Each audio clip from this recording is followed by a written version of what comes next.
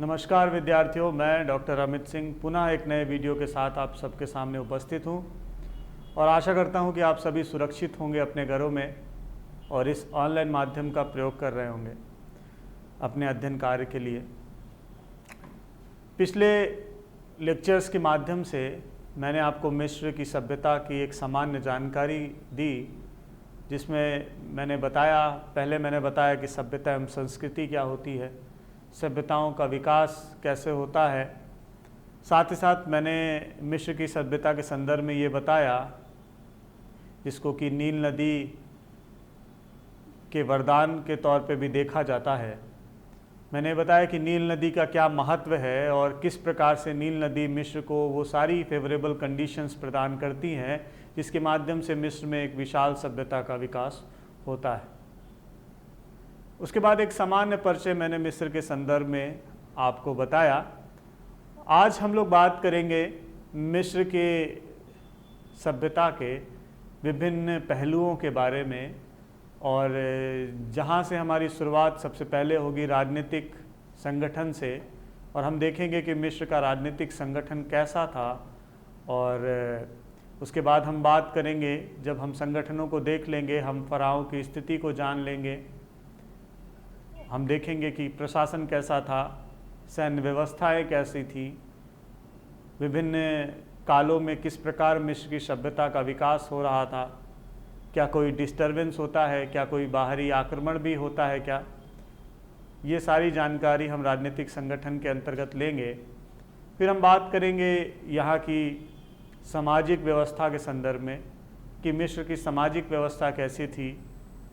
फिर हम बात करेंगे उसके आर्थिक पहलू के बारे में कि अर्थव्यवस्था कैसी थी। वर्तमान में अर्थव्यवस्था की बड़ी प्रासंगिकता है, जैसा कि आप सभी लोग हाल के दिनों में न्यूज़पेपर और सोशल मीडिया के माध्यम से देख रहे होंगे। अर्थव्यवस्था एक बहुत प्रमुख भूमिका निभाती है किसी देश की व्यवस्थाओं को सुचारू रूप से बनाए रखने के लिए। तो हमें इस मिस्र की सभ्यता की अर्थव्यवस्था के बारे में भी बात करनी है, और उसके बाद हम बात करेंगे इसके सांस्कृतिक पक्ष के बारे में कि कौन कौन से ऐसे सांस्कृतिक विकास मिस्र की सभ्यता में दिखाई पड़ते हैं। तो आज एक फ्लो चार्ट के माध्यम से हम पहले ये समझेंगे कि क्या क्या मिस्र की सभ्यता में हमें देखना है। इसके बाद एक बार फिर मैं रिवाइज करा दूं कि मिस्र पूर्वी अफ्रीका का एक बहुत प्रमुख देश है जिसकी राजधानी काहिरा है, और 4041 ईसा पूर्व के आसपास वहाँ पर एक सभ्यता का विकास होता है, जिस सभ्यता को हम मिस्र की सभ्यता या इजिप्टियन सिविलाइजेशन के नाम से जानते हैं। और उसी सभ्यता का अध्ययन हम इस प्रश्न पत्र में कर रहे हैं। हम ये देखेंगे कि क्या उस दौर में 4041 ईसा पूर्व के उस दौर में मानव जीवन किस तरीके से विकास की गति पे आगे बढ़ रहा था। ठीक है, तो सबसे पहले हम देखेंगे कि क्या क्या किन किन पक्षों पर हमें नज़र डालनी है मिस्र की सभ्यता के संदर्भ में। तो सबसे पहले मिस्र की सभ्यता, जिसको कि हम इजिप्टियन सिविलाइजेशन के नाम से भी जानते हैं, और मिस्र के बारे में भी हमने बहुत सारी बातें पूर्व में कर रखी हैं कि मिस्र एक ऐसा भूगोलिक परिदृश्य का देश रहा है जहाँ पर विभिन्न प्रकार के वातावरण, विभिन्न प्रकार के इकोजोन्स, पारिस्थितिकी तंत्र रहे हैं, पठार रहे हैं, रेगिस्तान का क्षेत्र रहा है, नील नदी के द्वारा तैयार की गई उपजाऊ मिट्टी का क्षेत्र रहा है, जहाँ पर 5000 ईसा पूर्व के आसपास नीचे की न्यूबियन प्रजाति के लोग सूडान से, जो कि उसके दक्षिण में है, लीबिया से विभिन्न प्रजाति के लोग धीरे धीरे 5000 ईसा पूर्व के आसपास अपने जीवन को एक बेहतर स्थान की तलाश में, एक बेहतर दिशा की तलाश में मिस्र के उस नील नदी के मुहाने पर पहुंचते हैं, और वहां पर उस उपजाऊ क्षेत्रों में एक निवास बना लेते हैं। और धीरे धीरे वही निवास एक प्रमुख तौर पर हम ये कह सकते हैं कि ग्रामीण संस्कृतियों का ये जन्म था, और यही जन्म आगे चल करके एक सभ्यता के तौर पर दिखाई पड़ने लगता है, जिसे आज हम मिस्र की सभ्यता के तौर पे पढ़ रहे हैं। और मिस्र की सभ्यता को आज हम जिस तौर पर पढ़ रहे हैं उसमें बहुत बड़ी भूमिका नेपोलियन ने भी निभाई थी। जब नेपोलियन विश्व के विजयी अभियानों पर निकला हुआ था, तो उसी दौर में वो मिस्र में जाता है और वहाँ पर विभिन्न पुरातत्वविदों, भूगोलवेताओं, ज्योतिषों और इंजीनियर्स और विभिन्न प्रकार के इस विशेषज्ञों को लेकर के जाता है, और उनकी उसी विशेषज्ञता का परिणाम है कि आज मिस्र की सभ्यता के संदर्भ में हम लोगों को बृहद जानकारी प्राप्त हो सकी है। तो आइए हम देखते हैं कि मिस्र की सभ्यता में हमें क्या क्या किन किन पक्षों पर ध्यान देना है। तो सबसे पहले हमें बात करनी है राजनीतिक संगठन के संदर्भ में।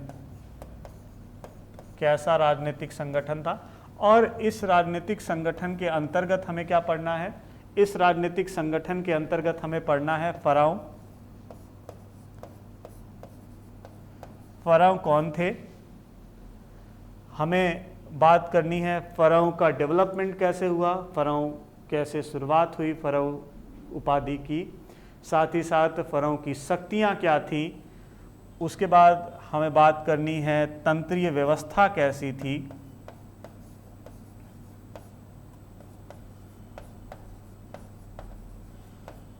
तंत्रीय व्यवस्था एक बहुत महत्वपूर्ण अंग है किसी भी देश की व्यवस्था को सुचारू रूप से चलाने के लिए। जैसे वर्तमान में भारत में गणतंत्रात्मक व्यवस्था है और प्राचीन काल में राजतंत्रात्मक, गणतंत्रात्मक दोनों प्रकार की व्यवस्थाएं थी। तो हम देखेंगे कि मिस्र की सभ्यता के दौरान किस प्रकार की व्यवस्थाएं थी, तो उस तंत्रीय व्यवस्था के संदर्भ में हम बात करेंगे।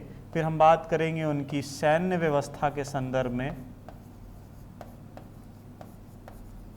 तो ये तीनों पॉइंट्स हमें राजनीतिक संगठन के अंतर्गत पढ़ना है। इसके बाद हमें बात करनी है आर्थिक संगठन के बारे में। आर्थिक पक्ष अगर हम कहें तो ज़्यादा बेहतर रहेगा, या आर्थिक व्यवस्था, आर्थिक व्यवस्था लिखें तो ज़्यादा सही होगा कि क्या आर्थिक व्यवस्था थी। इस आर्थिक व्यवस्था के टॉपिक में हम क्या देखेंगे? हम देखेंगे कृषि एवं पशुपालन की स्थिति कैसी थी, कृषि एवं पशुपालन की स्थिति कैसी थी। हम देखेंगे व्यापार और वाणिज्य क्या था, व्यापार एवं वाणिज्य कैसा था। साथ ही साथ हम ये देखेंगे कि उद्योग धंधों की क्या स्थिति थी।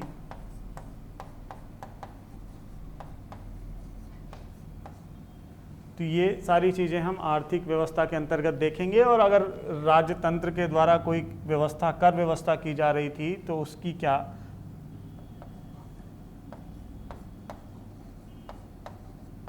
कोई कर वगैरह लग रहा था कि नहीं, हम ये भी देखेंगे कि कर था या राजा किस प्रकार से उसकी व्यवस्था कर रहे थे, कर की व्यवस्था या अपने अर्थ की व्यवस्था कर रहे थे।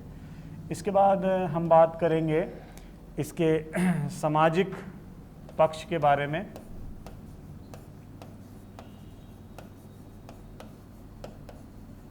और यहाँ पर हम क्या क्या देखेंगे?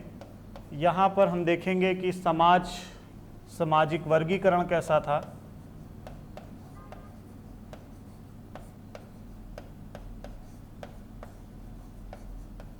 मतलब समाज किन किन रूपों से बटा हुआ था, कौन कौन से वहाँ पर भाग थे। जैसे अपने यहाँ हम वर्णों की बात करें कि ब्राह्मण, क्षत्रिय, वैश्य, शूद्र, ऐसा समाज बटा हुआ था। तो वहाँ पे कौन कौन से वर्ग थे, मध्यम वर्ग, निम्न वर्ग, उच्च वर्ग, किन किन प्रकार के वर्गों में बटा हुआ था, तो उसको हम जानने का प्रयास यहाँ पे करेंगे सामाजिक वर्गीकरण के अंतर्गत। उसके बाद हम बात करेंगे वहाँ पे स्त्रियों की दशा के बारे में कि समाज में स्त्रियों की क्या दशा थी। प्राचीन काल से ये बहुत बड़ा कंसर्न रहा है इतिहासकारों का कि कोई भी समाज हो, क्योंकि समाज में स्त्रियों की दशा के आधार पर ही समाज उस सभ्यता या संस्कृति के सामाजिक पक्ष को हम समझते हैं भली भांति कि उसकी व्यवस्था उन्नत थी कि रूढ़िवादिता थी, किस प्रकार की थी, जो अब महिलाओं की स्थिति को लेकर के बेहतर प्रदर्शन करते थे। ऐसी सभ्यता एवं संस्कृतियों को अच्छी सभ्यता या संस्कृति के तौर पर जाना जाता रहा है। तो हम देखेंगे कि स्त्रियों की दशा कैसी थी। साथ ही साथ हम इसी में दास की दशा की बात भी करेंगे कि दास वर्ग था या नहीं था, और था तो उनकी दशा कैसी थी। साथ ही साथ इसी में हम बात करेंगे पठन एवं पाठन की भी, कि पठन एवं पाठन की क्या व्यवस्था थी बच्चों को लेकर के, कि मिस्र के जो बच्चे थे सामान्यतः उनको किस प्रकार की शिक्षा व्यवस्था दी जा रही थी। अगर हम इसको शॉर्ट में कहें तो शिक्षा व्यवस्था हम कह सकते हैं, किस प्रकार की शिक्षा मिस्र के बच्चों को दी जा रही थी। तो ये हम सामाजिक पक्ष के अंतर्गत देखते हैं। इसके बाद हम सांस्कृतिक पक्ष के बारे में बात करें तो, क्योंकि सांस्कृतिक पक्ष अपने आप में एक बहुत विशाल चीज़ है, कल्चरल जो प्रोसेस है बहुत लंबा है, उसके अंतर्गत हमें बहुत सारे घटकों को देखना होता है। तो हम देखेंगे कि कौन कौन से घटक हम यहाँ पर पढ़ने वाले हैं। तो मिस्र की सभ्यता के जब हम सांस्कृतिक पक्ष की बात करेंगे तो उसी सांस्कृतिक पक्ष के अंतर्गत धर्म भी आएगा, और उसी सांस्कृतिक पक्ष के अंतर्गत कला में स्थापत्य भी आएगी, उसी सांस्कृतिक पक्ष के अंतर्गत लिपि भी आएगी, साथ ही साथ लेखन व्यवस्था भी आएगी, दर्शन विज्ञान, वो सारी चीज़ें आएंगी जो कि हमें देखनी है। तो सबसे पहले हम यहाँ पर देखें सांस्कृतिक पक्ष।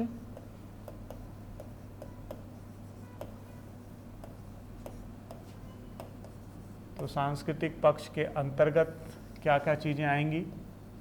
पहले हम देखेंगे कला में स्थापत्य को, कला एवं स्थापत्य।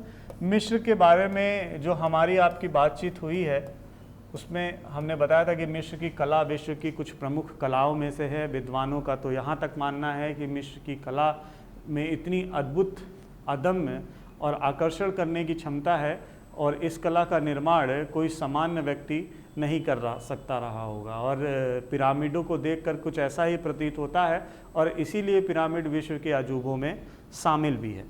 तो कला में स्थापत्य के संदर्भ में जब हम बात करेंगे तो सबसे पहले जो हमारी नज़र जाएगी वो पिरामिडों पर ही जाएगी, वास्तुकला पर जाएगी, जिसमें कि हमें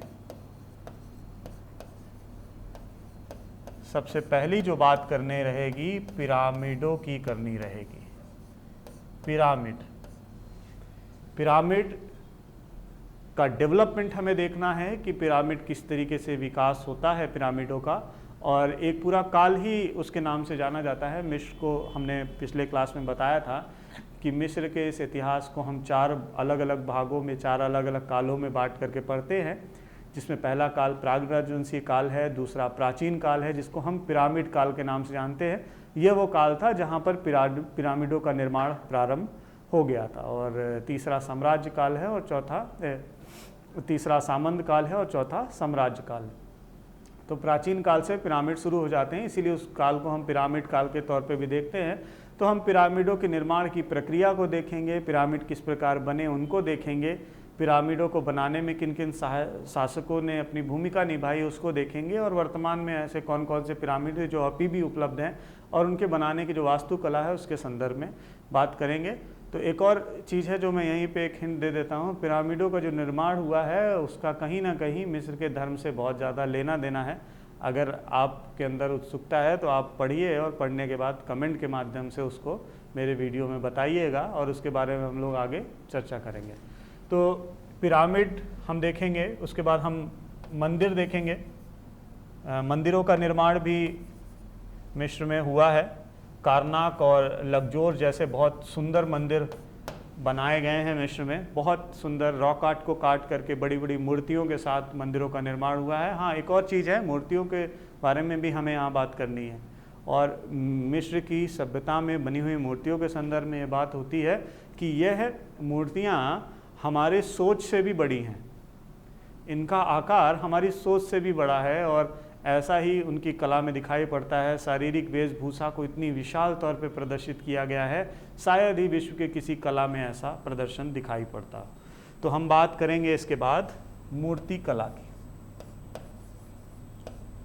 मूर्ति कला भी यहाँ पर हम 3 भागों में बांट करके मूर्ति कला को पढ़ते हैं। पाषाण मूर्तियाँ और मृण मूर्तियाँ और काष्ठ की बनी हुई मूर्तियाँ। काष्ठ की एक बनी हुई सरदार की मूर्ति बहुत प्रसिद्ध मूर्ति के तौर पर यहाँ पे दिखाई पड़ती है। काहिरा संग्रहालय में अभी भी वो मूर्ति रखी हुई है, और जब हम कला के और मूर्ति कला के संदर्भ में जाएंगे तो उस मूर्ति के बारे में ज़रूर बात करेंगे। एक बहुत प्रसिद्ध मूर्ति है, लकड़ी की बनी हुई, और उसको सरदार की मूर्ति के नाम से जाना जाता है। इसके बाद हम बात करेंगे उद्गृत कला की। उद्गृत कला ये बेसिकली उकेर करके बनाई जाने वाली, अगर मिस्र के आप देखेंगे पिरामिड, एक और चीज़ है जो कि यहीं पे मैं आपको बता देना चाहूँ कि मिस्र की जो कला है वो कहीं ना कहीं पिरामिडों के इर्द गिर्द ही घूमती रहती हैं। मिस्र की कला की ज़्यादातर चीज़ें पिरामिडों के इर्द गिर्द घूमती हैं। ये जो उद्गृत कला है मिस्र की दीवारों पर उकेर करके बनाई गई है, और ये मिस्र के सभ्यता के संदर्भ में बहुत अधिक जानकारियाँ हमें प्रदान करती हैं। इनका बहुत बड़ी भूमिका है मिस्र की सभ्यता को समझने में। इसके बाद हम बात करेंगे चित्रकला के संदर्भ में, और ये चित्रकला भी मिस्र की दीवारों पर, मिस्र के पिरामिडों की दीवारों पर बहुत प्रमुख रूप से बनाई हुई दिखाई पड़ती है। और इसके बाद गौड़ कला है। ये जो गौड़ कला है ये बेसिकली कॉफिन और मुकुट बनाने वाले जो कलाएँ थी उनसे संबंधित है, और बहुत सुंदर कॉफिन और मुकुट बनाए जाते थे। कॉफिनों के संदर्भ में भी एक बात यहाँ पे मैं बता दूँ, बहुत सारे लोगों को लगता होगा कि पिरामिड कोई वैसी जगह है जहाँ पर मूर्ति ईश्वर की पूजा आराधना की जाती होगी, लेकिन यहीं पर मैं बता दूँ कि पिरामिड मूर्ति पूजा या पूजा का स्थल नहीं था। पिरामिड बेसिकली जो लोग नहीं रह जाते थे, खासकर जो शासक या फ़राओ नहीं रह जाते थे, उनको उनकी कब्रगाह थी, उनको वहाँ पर रखा जाता था, और विभिन्न प्रकार के लेपों को लगा करके मम्मी, आप लोगों ने देखी होगी मम्मी द रिटर्न, और या मम्मी बहुत पहले हॉलीवुड की ये जो पिक्चरें हैं, अगर उनको आप देखेंगे तो आप बेहतर तरीके से समझ पाएंगे। आप मम्मी का जो प्रचलन है वो मिस्र में दिखाई पड़ता है। उन्हीं फ़राओं को या उनके परिवार के लोगों को वहाँ पर कॉफिन में भर करके रखा जाता था, और पिरामिडों को इसीलिए बनाया भी जाता था। उसकी जो बनाने का औचित्य था वो पूजा पाठ से संबंधित नहीं था, बल्कि अंधविश्वास या धार्मिक मान्यताओं से संबंधित था। इसके बाद गौड़ कला हमने देख ली, हमने कला स्थापत्य देख लिया। हमें इसके बाद देखना है इसके दूसरे पक्ष को, और वो है बौद्धिक उपलब्धियों का पक्ष। एक तरफ कला है, कला स्थापत्य है, और दूसरी तरफ बौद्धिक उपलब्धियां हैं,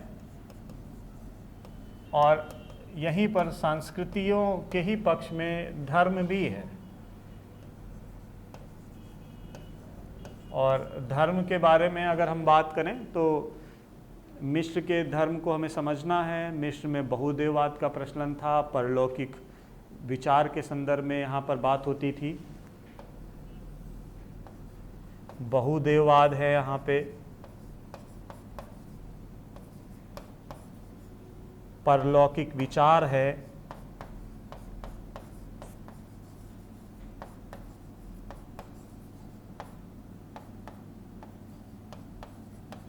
साथ ही साथ अंधविश्वास भी इनके धर्म में दिखाई पड़ता है।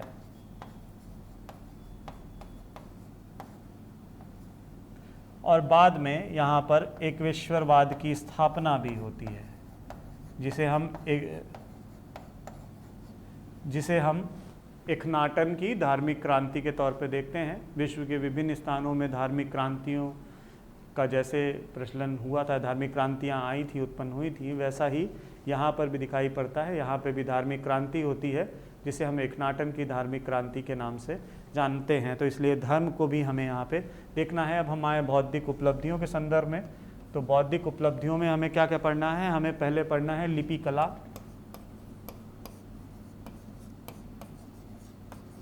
एवं लेखन सामग्री के संदर्भ में।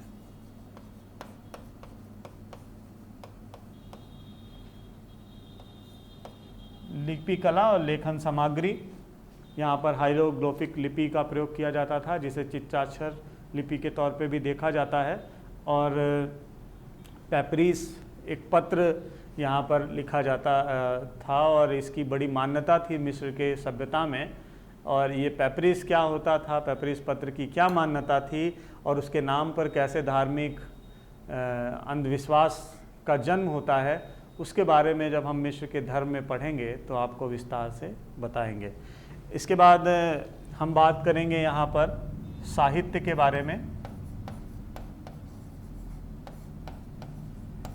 साहित्य में हम देखेंगे धार्मिक और लौकिक, दो तरीके के साहित्य, धार्मिक और लौकिक।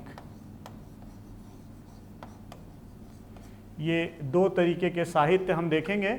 और धार्मिक साहित्य में जो है एक्नाटन के जो शूर स्रोत थे वो आते हैं और विभिन्न देवताओं के जो आख्यान की व्यवस्था थी, जो उनकी पूजा पाठ की पद्धति थी, उसको धार्मिक साहित्य में जोड़ा गया है। वहीं लौकिक साहित्य के रूप में ओसिरिस और आइसिस का व्याख्यान बहुत फेमस है। अगर आप मिस्र को पढ़ेंगे तो यहाँ पर ओसिरिस और आइसिस का जो व्याख्यान है वो बहुत प्रमुख लौकिक साहित्य के तौर पे दिखाई पड़ता है और पूरे मिस्र के जनमानस में उसको आप देख सकेंगे, उसको महसूस कर सकेंगे। साथ ही साथ नील नदी की हो रही विभिन्न प्रकार के प्रलापों को, जब बाढ़ आती रही है या सूखा आता रहा है, तो उसको जीवन से जोड़कर विभिन्न प्रकार के लौकिक साहित्य तैयार किए गए और उन लौकिक साहित्यों के माध्यम से मिस्र की सभ्यता की जीवन शैली आगे बढ़ती हुई दिखाई पड़ेगी। तो उसके संदर्भ में हम लोग तब चर्चा करेंगे जब हम उस साहित्य की तरफ बढ़ेंगे। उसके बाद हम बात करेंगे दर्शन के बारे में। अगला एक पॉइंट और है, वो है दर्शन। और फिर हम बात करेंगे उसी से जुड़े हुए एक और चीज़ की, वो है विज्ञान। तो पहले दर्शन को हम देखेंगे कि मिस्र के लोगों का दर्शन कैसा था, परलौकिक मान्यताएं थी, जन्म मरण पर वो विश्वास रखते थे और उनके सारे दर्शनों के संदर्भ में हम लोग बात करेंगे। वही विज्ञान में हम देखेंगे विज्ञान में कौन कौन से उपलब्धियां इन्होंने हासिल की है। तो वैज्ञानिक उपलब्धियों को जब हम देखेंगे तो उसमें गणित में विशेषकर ज्यामिति का ज्ञान मिस्र की सभ्यताओं के लोगों को प्रमुख रूप से था और वो ज्यामिति का ज्ञान आपको पिरामिडों के निर्माण में दिखाई पड़ेगा। पिरामिडों के निर्माण के संदर्भ में कहा जाता है कि पिरामिडों में पत्थरों को इस प्रकार रखा गया है कि हर पत्थर के बीच से एक बाल के बराबर भी वस्तु उस तरफ नहीं जा सकती। तो उनकी ज्यामिति इतनी बृहद थी, इतनी बेहतर थी। उस ज्यामिति का प्रदर्शन, उस गणितीय ज्ञान का प्रदर्शन उन्होंने अपने उस पिरामिडों के निर्माण में किया था। उसके बाद हम बात करेंगे खगोल शास्त्र की। पृथ्वी के संदर्भ में भी और अंतरिक्ष के संदर्भ में भी उन्हें ज्ञान था, खगोल शास्त्रीय ज्ञान उन्हें था। सूर्य कैसे होता था, उन्होंने अपना कैलेंडर भी बनाया था, दिन रात्रि का समय भी तय किया था और उस सारी चीज़ों के बारे में हम लोग खगोल शास्त्र के अंतर्गत बात करेंगे। इसके बाद औषधि शास्त्र में भी वो जानकारी रखते थे जिसमें कि सर्जरी भी होती थी। हमें विभिन्न प्रकार के पेपरिस पत्र मिले हैं जिनसे उनकी सर्जरी के ज्ञान के संदर्भ में जानकारी प्राप्त होती है। तो इस तरीके से हम इन विभिन्न घटकों के माध्यम से मिस्र की सभ्यता के समग्र ज्ञान को प्राप्त करने का प्रयास करेंगे और हर एक पहलू पर विस्तार से चर्चा करेंगे और इन्हीं चर्चाओं के माध्यम से हम कुछ नवीन सृजन का प्रयास भी करेंगे। तो आज इस लेक्चर के माध्यम से मैंने आपको बताया कि किन किन पहलुओं पे हमारी और आपकी विस्तृत रूप से चर्चा होगी। और मैं फिर आपको याद दिला दूं कि मैं उड़ान द फ्लाई के इस ऑनलाइन माध्यम से आप सबके सामने प्रस्तुत हूं और आशा करता हूं कि आप मेरे वीडियो को देख रहे होंगे। इसका प्रमाण मुझे मिलता भी रहता है और मैं कोशिश करूंगा कि आप और अधिक से अधिक प्रमाण प्रस्तुत करें ताकि आपके इन प्रमाणों के माध्यम से मैं प्रोत्साहित हूं और एक बेहतर जानकारी के साथ आपके सम्मुख प्रस्तुत हूं। इन्हीं शब्दों के साथ मैं आज आपसे इस वीडियो से विदा लेता हूं और अगले वीडियो में अतिशीघ्र मिलने का वादा करता हूं, जहां पर हम और आप इस राजनीतिक संगठन के बारे में बात करेंगे और देखेंगे कि मिस्र में फ़राओं कैसे आता है, फ़राओं के क्या अधिकार थे, किन किन पदों को वो लेता है, केंद्रीय और प्रांतीय प्रशासन कैसा था। उस सभी पहलुओं पर, उस राजनीतिक संगठन के हर एक पहलू पर हम एक बृहद चर्चा करेंगे और इस संवाद को सार्थक बनाएंगे। धन्यवाद। उड़ान द फ्लाई के इस चैनल को अधिक से अधिक सब्सक्राइब करें, लाइक और कमेंट करें ताकि एक बेहतर संवाद की स्थिति बनाई जा सके। धन्यवाद।